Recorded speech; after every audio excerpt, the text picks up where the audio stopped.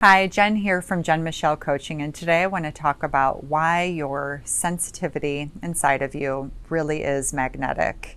For those of you new to my channel, I would love to invite you to subscribe. I release a video weekly. Number one, your sensitivity is what draws others in, meaning you're vulnerable, you tell the truth, you're a work in progress, you're not this perfectionist, you're not hard and armored and rigid, but there's just this softness about you. There's this tenderness, but there's a real strength on the inside underneath this, right? So if we didn't have the strength on the inside, we wouldn't have the emotional safety to reveal our more sensitive components. You know, maybe where we've made some mistakes in life, or maybe where we haven't done the best thing for ourselves.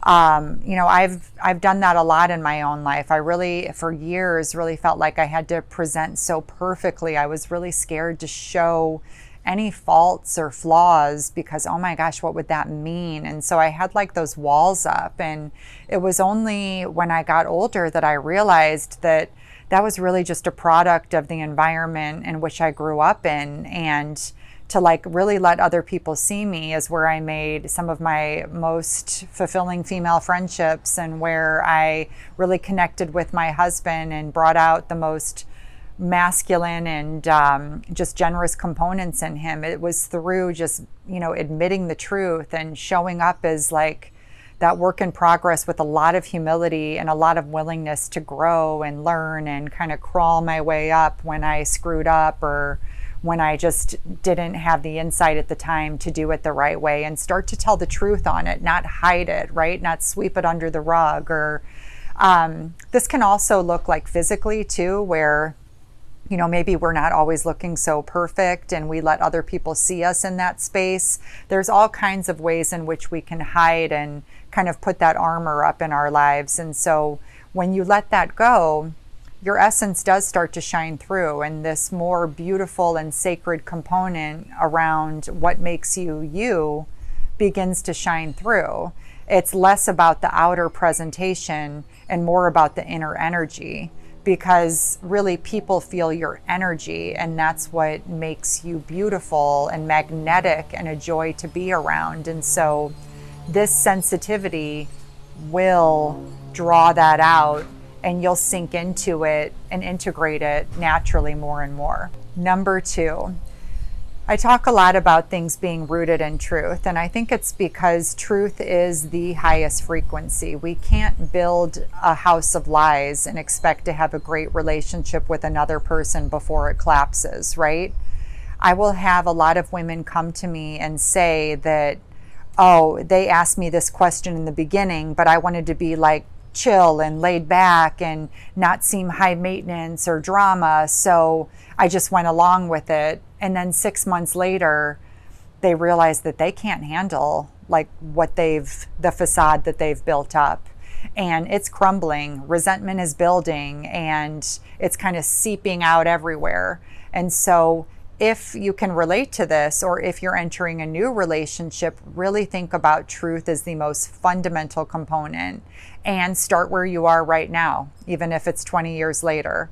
It's like, in this moment, where can you start to show up and say, that actually doesn't work for me, or I actually embellished that, or my family doesn't actually do it that way, we do it this way.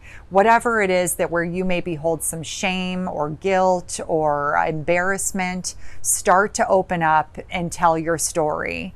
And you will see that men can respect that, because they're dealing with what is, versus this sort of version of puppeteer where you're trying to control the way he views you. He cannot see you when you do that. So really practice this in your life, and you're going to start to see a much sturdier foundation forming within your relationships. And number three, I touched on vulnerability, but vulnerability is a subject all on its own.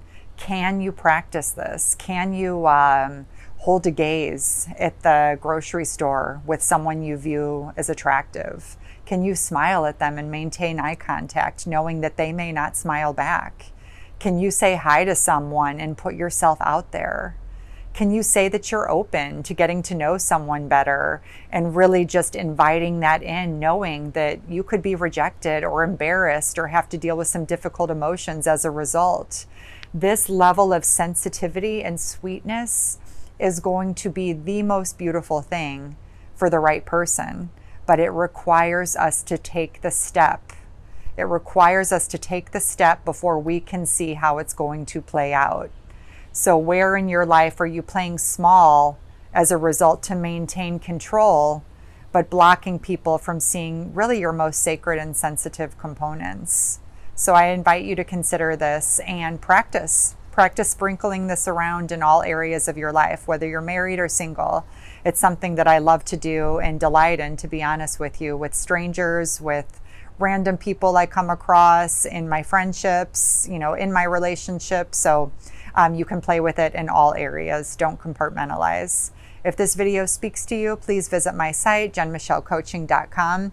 I have lots of different resources and tools there, but if you would like some one-to-one support, I do offer an introductory call, and that would be a 50-minute conversation where we really take a deep dive into your situation and come up with a solid path moving forward. So I'll link that below, and please book if you're interested, and I'll see you all next week. Much love.